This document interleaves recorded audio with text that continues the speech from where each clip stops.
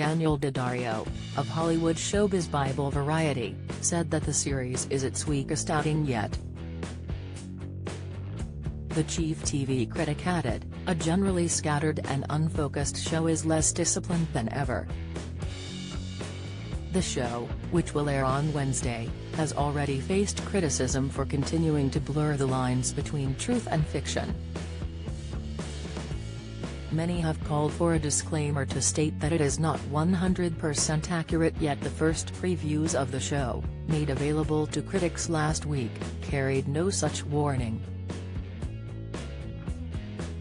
Producer Netflix has stuck to its line that The Crown is based on historical events.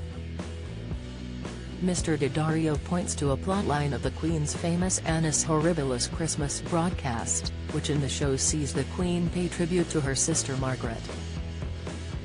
Mr. Daddario said, "The real speech is online. No such grateful mention of her family, in those terms or any other, exists.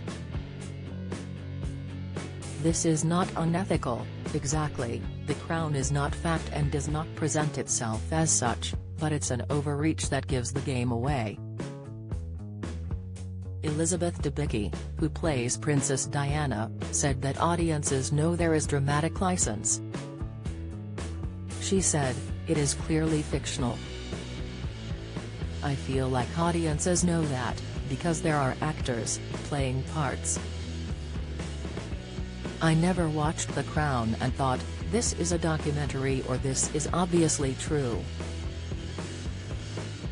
But two former prime ministers, royal correspondents and historians have questioned its accuracy. On the absence of a disclaimer, former BBC royal correspondent Michael Cole said, "I think it's remiss of Netflix. I understood that the program makers were going to make that clear." In the new series, Prince Charles asks for Prime Minister Tony Blair's support in helping him to marry Camilla. But Sir Tony recently said that his scenes are complete and utter rubbish. The new season also features Charles holding a secret meeting with Sir John Major about the Queen abdicating. However, the former PM maintains it never happened. Mr. Cole said the word abdication was taboo in the royal family after the Edward VIII debacle. He said, "When I was a royal correspondent, I said the one thing we can rely upon is that an abdication will never happen. The Queen will see it out because she made her coronation vow, not to the government but to God, and that was a contract between her and the Almighty. Anne was always going to be Queen until her last breath."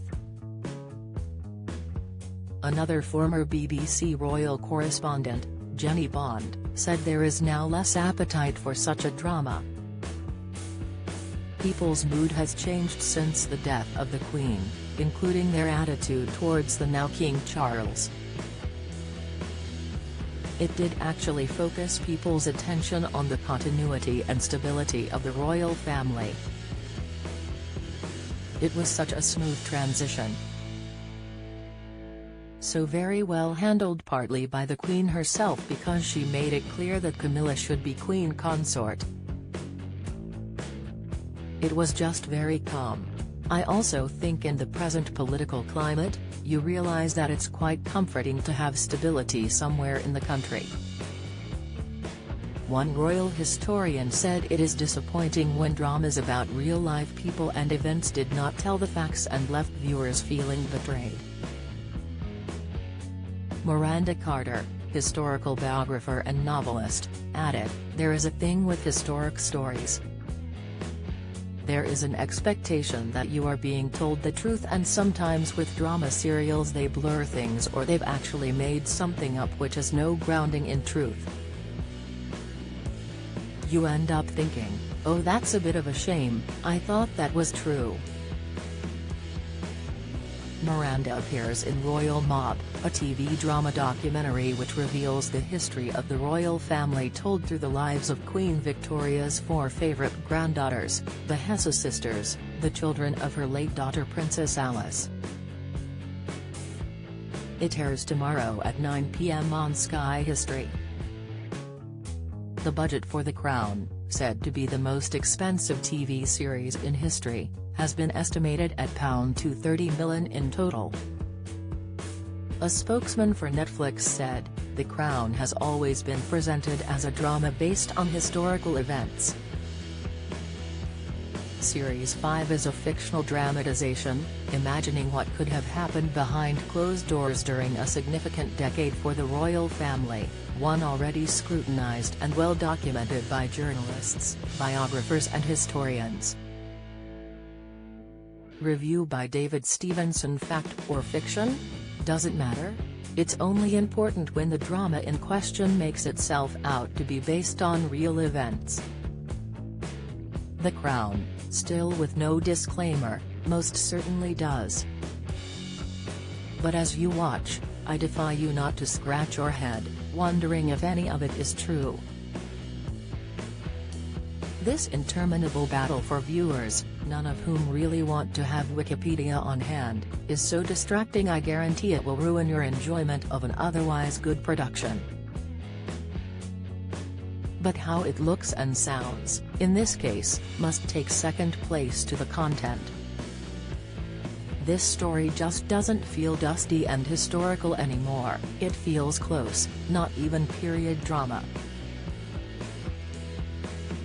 John Major is there. Diana is there and the young William and Harry. The princes will not be happy. I call it exploitative, they have suffered enough. There's no cigar for the writer, but what of the acting? Quality turns abound here from those you would expect, Imelda Staunton's purposeful, touching Queen, Jonathan Pryce's staunchly loyal Prince Philip, Elizabeth Debicki's superbly crafted Diana, and Dominic West's attentive and verbose Prince Charles. Ironically, they all perform exceptionally well, which is why it matters so much that there's a credible degree of accuracy. Would the Queen really make a pleading speech, on bended knee, about the royal yacht to John Major? Sir John has already refuted the scene between himself and Charles when the heir pressed for a greater royal role in a private meeting. Was the then Prime Minister a pivotal character in a secret plot to put Prince Charles on the throne early? Who knew? Someone should write a good drama about that. David Stevenson is Sunday Express TV editor.